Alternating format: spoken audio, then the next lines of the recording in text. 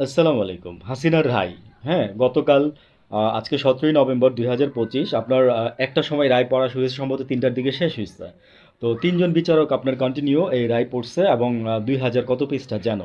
তো শুরু করা হয়েছে যে হাসিনার পিতাকে দিয়ে বাকশাল তৈরি করা হয়েছিল সেজন্য ওনাকে এখান থেকে দিয়ে তারপরে আরও অনেক ঘটনা বলি। তারপরে হাসিনার ৫টার বা ইয়ার ব্যাপারে মানে কি বলা যায় এটাকে? ৫টা মামলার রায়ের ফলাফল বলতে পারেন এটা। যে ওনার ফাঁসি হয়েছে এটা যে উনি আবু আবু সাইদের হত্যার হুকুম মানে হুকুমদাতা বলেন বা জড়িত বলেন, তারপর হচ্ছে জুলাইয়ের বলেন, তারপর রাজাকার বলেন, রাজাকার কথাটাকে ৫বার বলা হয়েছে। রাজাকারের নাতিপুতি, রাজাকারের নাতাপুতি, এটা রায়ে ৫বার বলা হয়েছে। তো এতবার তো বলার দরকার ছিল না। মানে এতবার বললে কি হয় জানেন, মানে খুব ইম্পর্টেন্ট জিনিস তখনই হালকা হয়ে যায় যখন আপনি একটা জিনিস বারবার বলবেন, খুব ইম্পর্টেন্ট জিনিস, সেক্ষেত্রে সেই জিনিসটা হালকা হয়ে যায়। এটা শিখে রাখেন, জেনে রাখেন। আর আরেকটা জিনিস আমি বলি আপনাকে, সেটা হচ্ছে যে হাসিনার এই রায়কে কেন্দ্র করে গতকালকে কুমিল্লায় মানে প্রচুর ব্যাপক মানে মানে আগুন দেওয়া হয়েছে বিভিন্ন জায়গায়। আজকেও হচ্ছে, ঢাকায় হচ্ছে, কুমিল্লায় হচ্ছে। এবং সবচেয়ে বড় কথা হচ্ছে কি, মজার এবং ইন্টারেস্টিং ব্যাপার হচ্ছে যে গ্রামীণ ব্যাংক পুলিশ পাহারা দিয়ে রাখছে আজকে ২-৩ দিন যাবত, আজকে নিয়ে ৩ দিন হচ্ছে। তো গ্রামীণ ব্যাংকে আপনার ককটেল ফোটানো হচ্ছে, তারপরে আপনার ধরেন গ্রামীণ ব্যাংকে আগুন লাগাই দেওয়া হচ্ছে। তো গ্রামীণ ব্যাংকে যে এগুলো করতেছে, তো গ্রামীণ ব্যাংকটা তো আসলে ইউনুস তৈরি করছে, বাট এটা কি ইউনুসের একক মালিকানাধীন সম্পত্তি? না, কারণ গ্রামীণ ব্যাংকের শেয়ার আছে তো, না শেয়ার আছে তো, অবশ্যই আছে।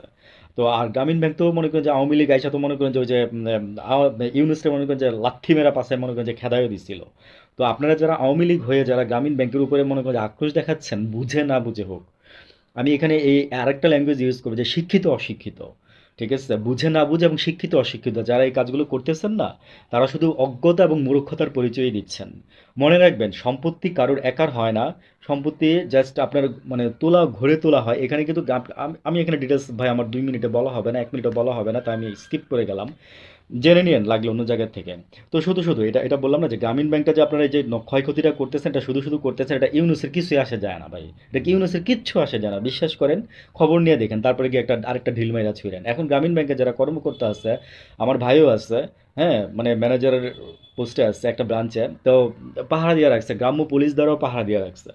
তো ওইখানে আপনার ওনারা আতঙ্কগ্রস্ত যে গ্রামীণ ব্যাংক আদৌ কি সামনে চলবে কিনা, বা পুলিশ কতদিন পাহারা দিয়ে গ্রামীণ ব্যাংক চালাবে।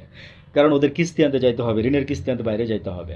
তো অ্যাটসেট্রা অনেক কিছু বিষয় আছে, বুঝছেন? তো সজীব ওয়াজেদ জয় গতকালকে রয়টার্সকে দিয়ে বলছিল যে আমার মাকে আম, ভারত বাঁচাবে, রায় যাই হোক। হ্যাঁ, তো এই কথাটা সজীব ওয়াজেদ জয় গতকালকে বলছিল। তো এই হচ্ছে মোটামুটি আর কি। ভালো থাকবেন সবাই। আসসালামু আলাইকুম।